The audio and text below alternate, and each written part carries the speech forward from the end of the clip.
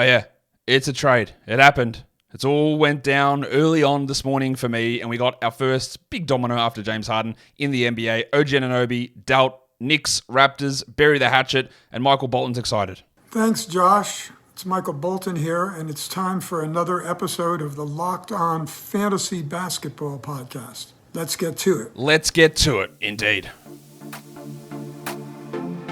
You are Locked On Fantasy Basketball, your daily fantasy basketball podcast, part of the Locked On Podcast Network.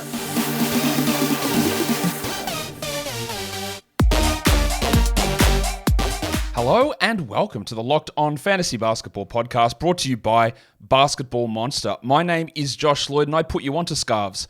I'm also the lead fantasy analyst at basketballmonster.com, and you can find me on Twitter as always at redrock_bball, on TikTok at redrock_bball, and on Instagram at LockedOnFantasyBasketball. This episode is brought to you by PrizePicks, the easiest and most exciting way to play daily fantasy sports. Go to prizepicks.com/LockedOnNBA and use the code all lowercase LockedOnNBA for a first deposit match up to $100. Thank you also for making Locked On Fantasy Basketball your first listen every day. We are free, and we are available on all platforms. Be a double banger. Subscribe here on YouTube. Yep, you'll never miss a show. Ring the notification bell, leave your comments, thumbs up, and go and listen to the audio. And if you're on audio, do the opposite. Listen on the audio, then go watch the video side of things. I think it'll be in your and my best interests to do that. So a trade went down in the NBA. It happened about 4 a.m. my time. For some reason, I woke up about 5 minutes after it happened, and then I saw my phone, and I was like, oh, Jesus Christ, here we go. So I sat in bed trying to figure it out. Pieces were moving back and forth, as they always do with trades, trying to get my head around everything. Eventually got myself up at around 5, went through, got ready, prepared projections over at Basketball Monster, which are all updated with the first pass of things. And of course, that will always get updated every day as we go through. And then started to prepare this show to talk about what we do need to talk about from a NBA and fantasy basketball perspective. So the trade, it happened. We see OG Anunoby heading to the Knicks along with Precious Achiuwa and Malachi Flynn. It's Immanuel-Quickley, RJ Barrett, and a pick going back to the Toronto Raptors. Overall, an interesting trade. There doesn't have to be a clear winner. It doesn't have to be a win-win. It could very easily, I think, be a lose-lose. Honestly, I think that's possible. And that happens with trades. Sometimes you just get worse on both sides, or you get better on both sides. It's very early to be able to tell this. One thing we shouldn't do is default to the idea, well, the Raptors win because Masai never loses, because he does. A lot. A lot. That's why they're in this position of where they are and where they've been the last few years, because Masai. But he's not actually the GM, Josh. Okay, because Masai and Bobby Webster have made a lot of bad moves. So there's no default position here of the Raptors winning because Masai never loses. I don't know how this is all going to work, obviously. But let's just talk about the details of what actually did happen. The Knicks, they come through and they get the Jedi, OG Anunoby. They get the big sneeze, Precious Achiuwa, and they get Malachi Flynn. So one thing, there's a couple of things that we need to go through. Later on in the show, we'll go through the projected lineups and rotations and fantasy winners and losers from this deal. A couple of things to talk about here. OG moves to a situation. Look, OG was already playing a ton of minutes. It's not like he's going to go to Tom Thibodeau and play 5 more minutes a game. It's exactly the same sort of a situation. In fact, there is an argument to be made on the pure basketball side of things that Anunoby goes to a situation where he's in a worse usage spot. Randall and Brunson are probably higher usage options than, well, not probably, they definitely are higher usage guys than what Barnes and Siakam are. He's the third guy there, like he was the third guy in Toronto. The minutes likely stay the same, and he maybe sees lower usage. That is a very reasonable argument to make. Very reasonable. The other part of it is I think that we saw so much weirdness from OG this season. Lower usage, no defensive activity, poor shooting. And sometimes we posit it. Is he just like not happy? He doesn't like the situation here. He's an unrestricted free agent. He's going to leave. He's not checked in. And maybe he gets more motivation in New York. It's hard to do a bunch of stuff for fantasy or even the NBA trying to get inside another man's head. I'm not in the business of getting in someone else's head, and especially another man who lives on the other side of the world. I'm not interested in that part of it. Like, I can't do it. It's a guess, right? Do I know that OG was just upset and moping and now he's going to be energized? I don't know. He might be. He might not be. But hard for me to imagine that he feels worse about the situation because he just didn't look right. So I would say overall, when we look at OG, like maybe there is a hit to usage, but maybe there's an increase in energy or defensive production. Minutes will stay the same, so there you go. A couple of things that need to be mentioned. Both Precious Achiuwa and Malachi Flynn were out of the rotation. Someone just argued with me on Twitter that Achiuwa wasn't out of the rotation. He averaged 18 minutes a game this season. Cool. Doesn't matter. He played 7 minutes of non-garbage time in the last 2 games combined. He was out of the rotation. They had made a change with their starting lineup change to be out of the rotation. And the same with Malachi Flynn. With Dennis Schroeder moved to the bench, Malachi Flynn was out of the rotation.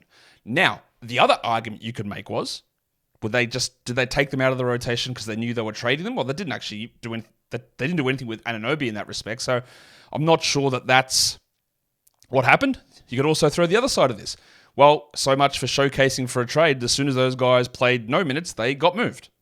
Again, you could take whatever angle you wanted to back up whatever part of the argument. They sat them because they were getting traded. Look at them getting traded even without being showcased. Who knows? I don't know any of that. What I do know is that I don't like Precious Achiuwa as a player. I didn't like him in college. I didn't like him in Miami. I didn't like him in Toronto. And I'm not going to like him in New York. So everything I say is tinged to this. There is also, again, there are always a bunch of myths around players because you don't spend 24/7 looking at this the way I do, and that is understandable. You shouldn't know everything about every player. Because there was someone who mentioned to me on Twitter, well, that's great. Tibbs will love Achiuwa. He's a big man who just jumps up, grabs rebounds, and doesn't take shots. I go, have you watched Precious Achiuwa?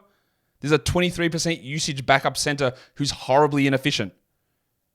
That is the antithesis of a Tibbs center. He's undersized, who's not a great rim protector, who takes wild, out-of-character shots. Or not out of character, way above his ability to level shots. That is the opposite of what Tibbs does. In saying all of that, Achiuwa goes from a role, yes, out of the rotation role, into a role where he will be, at the very bare minimum, the backup center. He will be ahead of Taj Gibson at the very minimum as the backup center, I would guess. That is a guess. You could also make the argument that this team still has absolutely no power forwards outside of Julius Randle. Yes, OG Anunoby can play as a power forward, but maybe Achiuwa gets some minutes next to Hartenstein. Sounds disgusting, but you never know. You never know. We'll talk about winners and losers later. As for Flynn, well, there is a spot in the rotation for the Knicks because they lost 2 rotation guys in Quickley and Barrett. They get back 1 guaranteed rotation guy in Anunoby. They probably get Achiuwa in replacing Gibson. So maybe there is another spot, whether it's Juice McBride or Malachi Flynn that gets it. I don't know. But that's the Knicks side of the deal and who they end up getting. Today's episode is brought to you by PrizePicks. PrizePicks is the largest daily fantasy sports platform in North America. It's also the easiest and the most exciting way to play daily fantasy sports.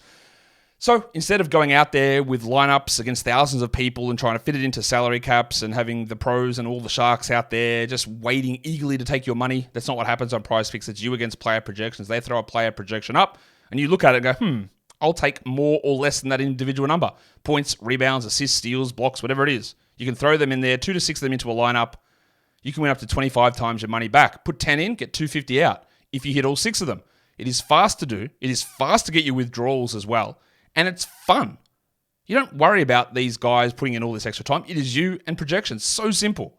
Multiple sports, multiple options, so many different stats, and so many different players. So go to prizepicks.com/LockedOnNBA, use the promo code LockedOnNBA, and you can get a first deposit match up to $100. That is prizepicks.com/LockedOnNBA. The code is LockedOnNBA, and you get that first deposit match up to $100. PrizePicks is daily fantasy made easy. Okay, let's look at the other side of things. What do the Raptors get? Well, they get Immanuel-Quickley, who I like OG Anunoby a lot. I think he's a really good player. I think that very, very fast or quickly, you will find that Immanuel will end up being the better player out of this team. You have heard me ad nauseum. Sometimes I make myself sick saying it. And if you listen to a lot of shows, you would have heard me say it a lot. There is a group of players who I just want to get traded to other teams to have a role that I think is going to turn them into good players. And the number one guy on that list, you could argue whether he was number one, I'm pretty sure he was Immanuel-Quickley. It was him. Originally, it was Kobe White before this season started. And it was Cole Anthony's the other one. And Quentin Grimes, the other one too, who's still buried in the Knicks. It was Quickley. And now he's gone. Now, this is where I say these trades could be lose-lose. Like, is OG Anunoby an upgrade over RJ Barrett? Like, undeniably, yes. The Knicks could have also just gotten better by playing Quickley more because he's actually really good. And they just refuse to do it. The absolute refusal to play him more minutes was infuriating to me, to Quickley, to Knicks fans, to basketball fans. I'm sure everywhere. I think that Quickley is going to be the best player in this deal relatively quickly. Again, don't mean to say that pun, but I just think that's going to happen. And if he was dropped, again, you could have. There's no argument about dropping Quickley. From week 2 onwards, he's playing 23 minutes a night. Like we talked about at the start of the year, there was a squish on guard minutes, and it was hard to see enough minutes. So you can't just hold waiting for someone to get traded 10 weeks later, go, oh, what a mistake I made. You couldn't have seen that. There's no way you could have done that. But if he was dropped, you go and add him now. There's very clear top 100 upside here for Quickley. Some might argue top 50 upside. I think that's a stretch, but it is possible. He goes from a situation where he was playing 24 minutes a night as a bench guy with inconsistent minutes to an opportunity to run the team. I don't know that he will. I don't think that he'll start immediately for the Raptors. But I think eventually he will. Because he is better than Dennis Schroeder, more upside by Dennis Schroeder, fits with Scotty Barnes' timeline. And he will be the option there. He's a shooter, and it's going to be pretty solid, I think. They get RJ Barrett and the Pistons' second round pick, which is, at the moment, going to be pick number 31. Not a terrible pick. The way we can look at this is if the Raptors actually did turn down 4 first-round picks for OG Anunoby last season, that's a huge L. All you get back here is Quickley, very good player. I think really good. And a second, which again, the 31st pick's okay, but you don't get cost control on it for 4 years like you do a first-rounder, and there's no like lottery upside or anything with that. As for Barrett, there are going to be 2 schools of thought on this as well. He's only young. He's locked into a contract. Right? I've heard that as a positive. Man, well, OG was going to leave anyway. Barrett's under contract for 3 more years. He's 23. He's back in Canada. That's going to make him feel better. Cool. I would also argue the other side of it. Well, you got RJ Barrett, but he's actually locked into a contract for 3 more years. And he's not good. And that's a problem. So I don't know where to sit with that. In terms of where the fantasy value lies with RJ, RJ's problem was not minutes or usage in New York. His problem was... Don't let RJ Barrett fans hear this. He was bad. That was his problem. Does he become good in Toronto? Probably not. Does he go to Toronto and all of a sudden become a rebounder, 3-point shooter, assist guy, steals guy, block guy, consistent field goal player? No. Does he play? He went down to 30 minutes a night in New York, so I agree that will come back up. But is he going to be allowed to have the same usage that he had in New York? Don't know. Shouldn't. Barnes, Siakam, Quickley, all should do more. You could argue Schroeder and Trent should do more as well. He's got to work. Look, yeah, he's this wing. He's got this size. He can defend cool. That never translates into anything defensively for fantasy at all, ever. And the only way he's ever been able to generate anything is through 36 minutes a night and an outsized usage for his talent level. And I just don't think those things are going to be possible. So while technically, yes, there's a slight upgrade for Barrett going from a 29-minute player.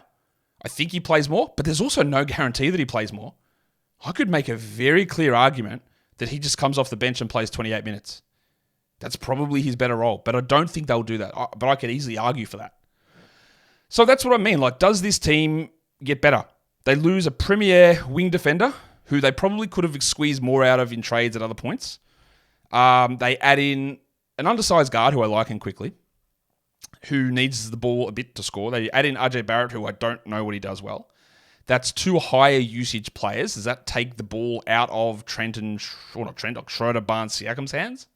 Don't know. Does that make them better? I'm not actually sure. And the same with the Knicks. You lose a lot of depth. Anunoby for Barrett is an upgrade very clearly, but you replaced Quickley with Flynn. It's a lack of depth. You lose depth a lot. And that, again, can lead to problems. So that's why I say this could be a lose-lose. The OG over Barrett upgrade is clear, but the lack of depth hurts. Adding Quickley is a W for the Raptors, but does his increased usage impact the way the team functions? Not sure. We'll find out. We're going to talk about projected rotations, lineups, and fantasy winners and losers.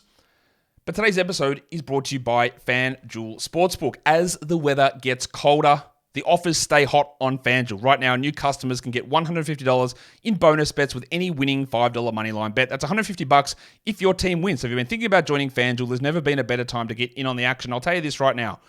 If you think the Detroit Pistons are going to win a game at any point this season, they play the Toronto Raptors today.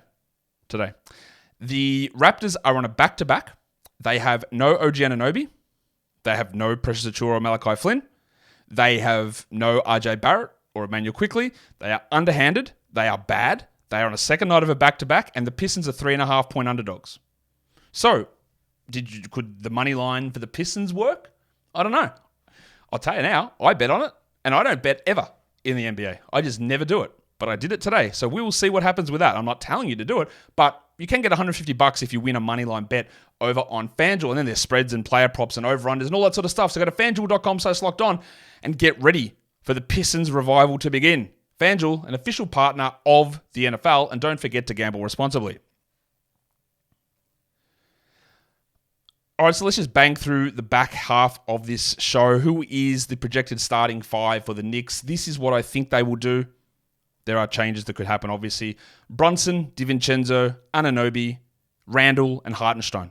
I think that'll be their starting group. You could argue that Hartenstein doesn't start and Achiuwa starts, and I would say, please go and watch some Raptors games. The rotation, I think they'll stick with a 9-man. Josh Hart, Quentin Grimes, very clearly 6th and 7th men there. I think that Achiuwa will be the 8th guy, taking over Taj Gibson's backup role. Maybe he gets a Skerrick, a crumb from minutes of power forward back up behind Randall. And then the 9th guy is Juice McBride. And this is what I mean when I talk about did they actually get worse? Because now your 8th and 9th guys are Achiuwa and McBride. Now I guess Malachi Flynn could get them instead of McBride. Could you dust off Evan Fournier? No. That's rough, man. That is rough. Their top 6 is going to be lent on unbelievably heavily. Unbelievably. Because it appears like Tibbs doesn't trust Quentin Grimes for whatever reason, even though I think he's good. And their backup point guard is like Flynn, McBride, or do they just turn Grimes into a backup point guard? And their backup power forward is still nobody. Again, OG can play that, but then your starting 3 is nobody. It is an interesting conundrum situation. The Raptors starting 5. I don't think it'll be this initially, but I think this is what they'll end up settling on. Immanuel-Quickley, Rowan Barrett, Scotty Barnes, Pascal Siakam, and Jakob Poeltl. Gary Trent was inserted into the lineup 2 games ago. I could very easily make an argument, and in fact, I probably, if it was me doing it, this is what I would do. I would start Trent over Barrett. Gary Trent has a knack of thinking he's way better than he is and taking way more shots and the wrong shots. But as a spacer, he would make tons of sense next to Quickley and Barnes. But he needs to pull his head in and do that. RJ Barrett, I don't think really fits anywhere. That's my problem with Barrett as a player. I'm just not big on him. I understand that whenever I give you my assessment of him, I just don't really believe in him as a game-changing, solid enough starter. I don't believe in that. Opinions can always be changed, but I just don't believe in him. But I do think eventually they'll settle on Quickley, Barrett, Barnes, Siakam, Poeltl. A lot of people have asked, man, this has got to help Jakob Poeltl, right? No. Again, the last 2 games, Precious Achiuwa was not in the rotation, and Poeltl's minutes stayed the same, or if not, went down. So no Achiuwa did not mean more for Poeltl. We've seen that already.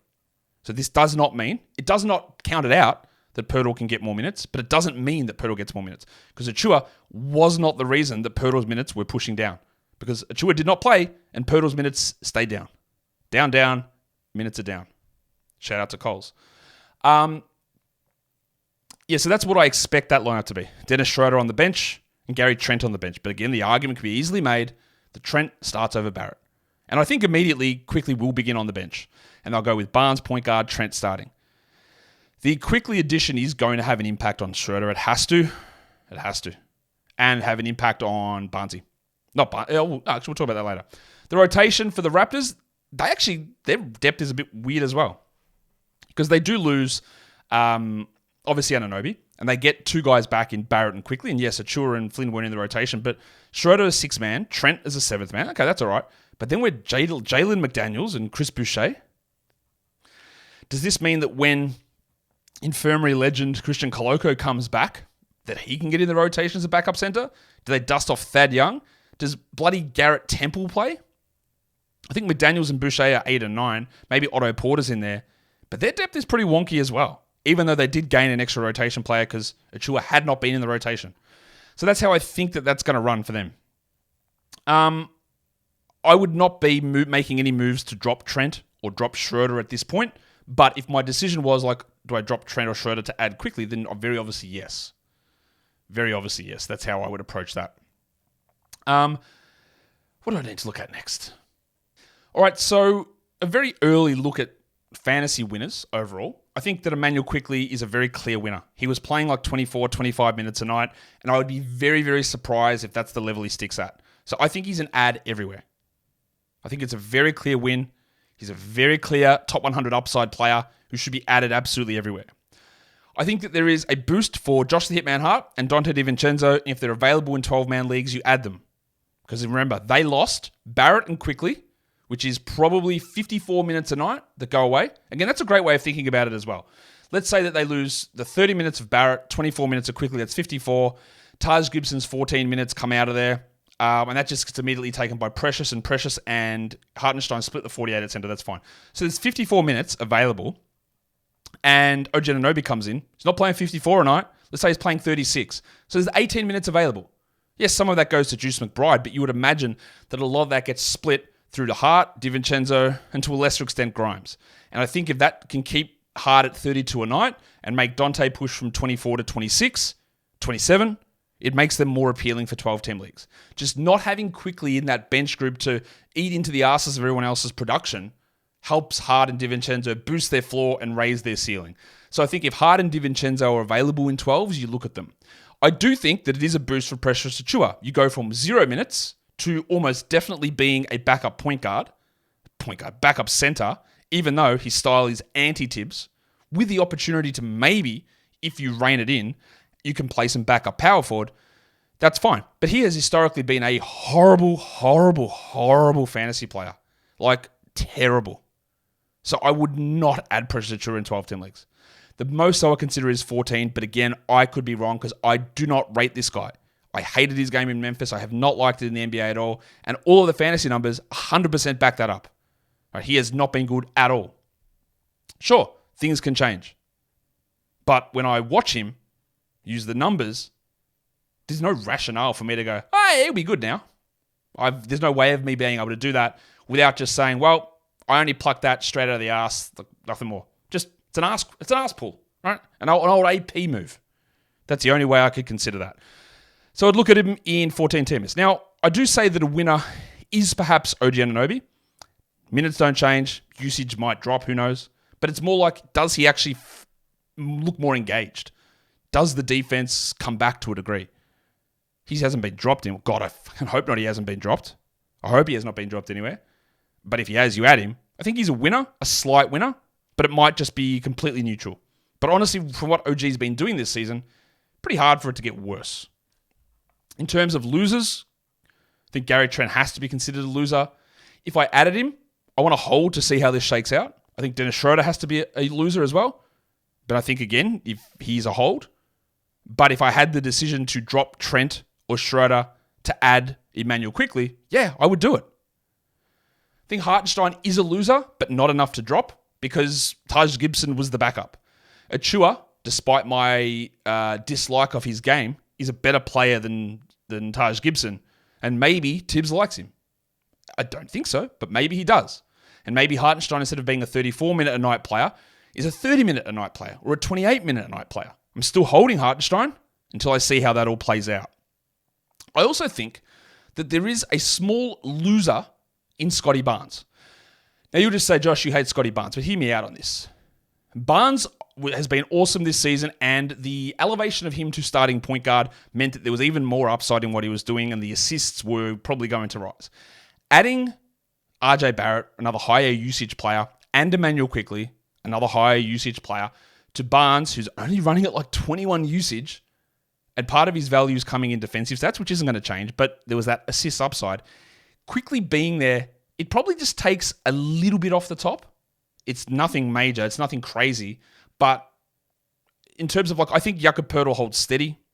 I think Pascal Siakam holds sort of steady, maybe a slight drop. But I think Barnes loses a little bit. Just again, because 2 usage guys in, 1 low usage guy out is going to have an impact. Plus the additional ball handling of Quickley, who likely, I believe, moves into a starting lineup, impacts the assist upside that Barnes was about to get. So that's why I think that he's a loser. It's not big. It's not anything like that. It's just that he was looking great. He was putting up big numbers. And then there was this point guard role coming. And I think the point guard role might have just been cut off. I think. So that's where I say he's somewhat of a loser. I think Barrett sort of stays the same. Maybe a points league guy, not a category league player who maybe gains a few more minutes, but still not convinced that he's good. Poeltl probably stays the same, frustratingly annoying with minutes. Randall and Brunson actually maybe bump in usage because, again, 2 usage guys out, 1 low usage player in. Someone has to get the shots. And that is pretty much how we see it. So, what did you think of this trade? What do you disagree with me in terms of the fantasy impact? Drop it in the comments. What about the real life perspective? Do you think there is a clear winner? Toronto, the Knicks, is it win-win? Is it lose-lose? I just want to hear about it. Drop it down in the comments below, and of course, be a double banger. If you are on audio, come to YouTube, leave your comments there. If you're on audio, if you're on video, if you're watching on YouTube, go download the audio, put it in your headphones while you're cleaning the house or whatever, making love to your partner, whatever it is you want to do. Just listen to the podcast. I'm sure it'll help out a lot in that area. Guys, we are done here. Thank you so much for listening, everyone. See ya.